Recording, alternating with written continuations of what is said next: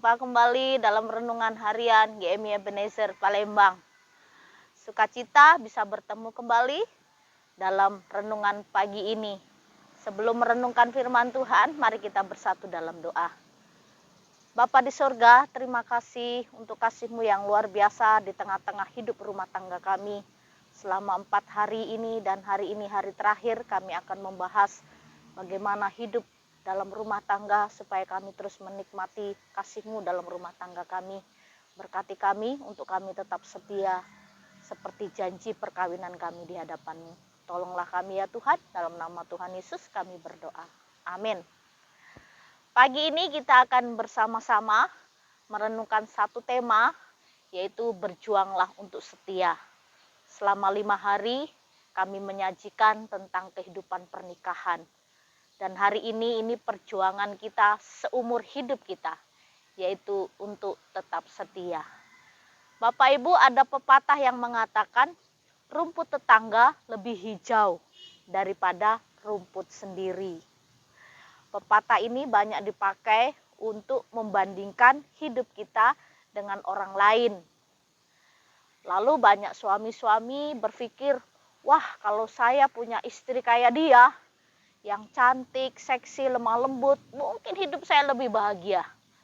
Lalu sang istri juga katakan, wah kalau saya punya suami kayak dia, sudah ganteng, bodinya keren, lemah lembut, baik hati, banyak duit pula, waduh mungkin saya akan bahagia. Nah, dari perbandingan, membandingkan hidup kita dengan orang lain, keluarga kita dengan orang lain, awalnya dibanding-bandingkan, lalu menghayal. Ya, kalau saya hidup seperti hidup mereka, rumah tangga mereka, mungkin hidup saya akan lebih baik. Lalu Bapak Ibu, sesudah kita membanding-bandingkan, lalu kita menghayal. Nah, sesudah menghayal, akhirnya Bapak Ibu serta saudara-saudari, banyak orang yang hidup dalam hayalan. Tidak hidup sesuai dengan fakta. Nah, hidup rumah tangga itu bukan hayalan, tapi kita harus berjuang. Bagaimana di tengah-tengah keluarga kita bisa menikmati kebahagiaan hidup dengan suami yang Tuhan beri, dengan istri yang Tuhan beri. Jadi jangan bandingkan keluarga kita dengan keluarga orang lain. Jangan bandingkan suami kita dengan suami orang lain. Jangan bandingkan istri kita dengan istri orang lain. Nikmatilah, syukurilah apa yang sudah Tuhan beri dalam hidup keluargamu. Banyak orang yang masih terus hidup dalam perbandingan. Sesudah membanding-bandingkan, lalu hidupnya mulai goyah. Dan hidup perkawinan juga mulai goyah. Dia mulai melirik wanita lain. Yang pria melirik wanita lain, yang perempuan melirik laki-laki lain. Makanya tidak heran, dalam rumah tangga itu ada istilah will dan pill. Wanita idaman lain, pria idaman lain. Karena apa? Awalnya membanding-bandingkan. Lalu akhirnya mulai goyah dalam rumah tangga. Lalu terjadilah satu hal, yaitu tentang perselingkuhan. Nah, kalau kita bicara perselingkuhan baru-baru ini, mungkin sebulan yang lalu, kalau tidak salah ada drama Korea yang sangat booming sekali. Yaitu cerita di dalam drama Korea ini, bagaimana seorang laki-laki berselingkuh. Lalu akhirnya dari perselingkuhan itu dia bercerai dengan istri pertama lalu menikah lagi. Nah, dalam pernikahan yang kedua dia juga tidak merasa bahagia, tidak merasa tenang dalam hidupnya. Lalu akhirnya istri pertama sudah diceraikan, istri kedua meninggalkan dia. Dan endingnya dari film itu sang laki-laki kecewa, putus asa, tidak memperoleh apa-apa. Nah, ini satu hal yang menggambarkan Bapak Ibu serta saudara-saudari bahwa perselingkuhan itu satu hal yang penyakit dalam hidup rumah tangga. Kita harus waspada terhadap dosa perselingkuhan yang bisa menggoda siapa saja. Sekarang bukan hanya suami yang selingkuh, tapi istri pun bisa selingkuh. Banyak kasus perceraian dalam rumah tangga karena perselingkuhan. Lalu bagaimana kita dapat mempertahankan hidup rumah tangga kita? Yang pertama, kita harus saling komunikasi, kita bangun komunikasi yang baik. Yang kedua, saling mengingatkan. Diingatkan, suami ingatkan istri, istri ingatkan suami. Lalu saling jujur, saling terbuka apapun yang terjadi. Yang keempat, saling membatasi diri. Ini paling penting. Nah, sebenarnya Bapak Ibu serta saudara-saudari, hidup dalam rumah tangga banyak gelombang, banyak persoalan, banyak pergumulan yang harus kita hadapi. Lalu iblis akan terus menggoda kita dari berbagai segi aspek hidup rumah tangga kita. Iblis selalu cari celah supaya kita tidak bersatu, rumah tangga kita berantakan. Lalu kalau ada persoalan, wah siapa yang paling senang? Siapa yang tepuk tangan? Iblis. Berantakan rumah tangga kita. Memang itu tujuannya iblis dari awal, menghancurkan hidup rumah tangga setiap orang Kristen. Lalu firman Tuhan ingatkan kepada kita pada pagi hari ini dalam Amsal 20 ayat 7. Orang benar yang bersih kelakuannya, berbahagialah keturunannya. Lalu firman Tuhan hari ini mengingatkan kepada kita bahwa orang benar yang bersih kelakuannya. Orang benar itu siapa? Orang benar itu orang yang tidak mendua hati.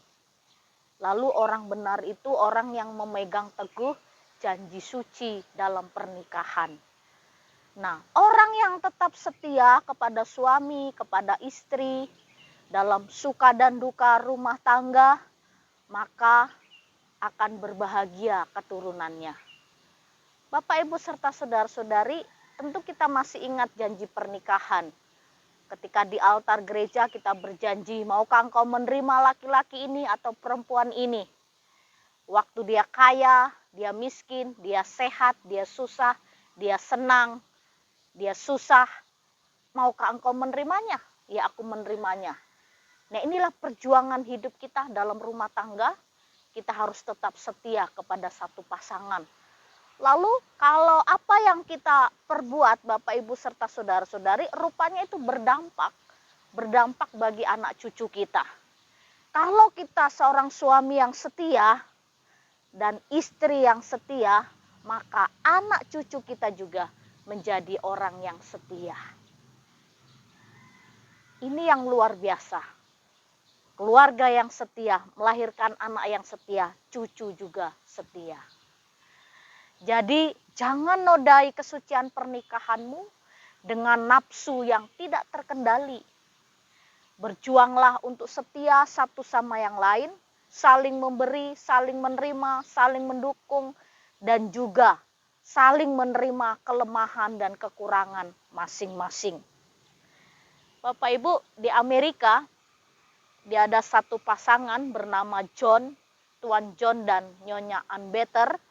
Dia berulang tahun, pernikahan itu 80 tahun. Luar biasa ya, 80 tahun. Lalu mereka dapat hadiah juga, mereka juga menjadi penasehat dalam perkawinan. Lalu pernah ditanya apa sih resepnya sampai 80 tahun hidup bersama. Sepertinya kok adem ayem, gak ada masalah, gak ada guncangan. Lalu mereka katakan apa? 2 rahasianya, yaitu kompromi dan jangan menyimpan dendam. Tentu kompromi ini dalam hal yang positif. Artinya segala sesuatu didiskusikan, segala sesuatu dibicarakan, ada keterbukaan dalam rumah tangga. Dan jangan saling dendam. Ingat, hari kemarin kita belajar tentang cekcok itu biasa, tapi jangan biasakan cekcok. Setiap pertengkaran harus diakhiri dengan kata maaf. Nah, ini menjadi satu kekuatan buat kita, bahwa hidup rumah tangga kita jika dibandingkan dengan Tuan John belum seberapa. 80 tahun hidup bersama dalam suka dan duka. Jadi Bapak Ibu, mari berjuang dalam hidup rumah tangga kita untuk tetap setia.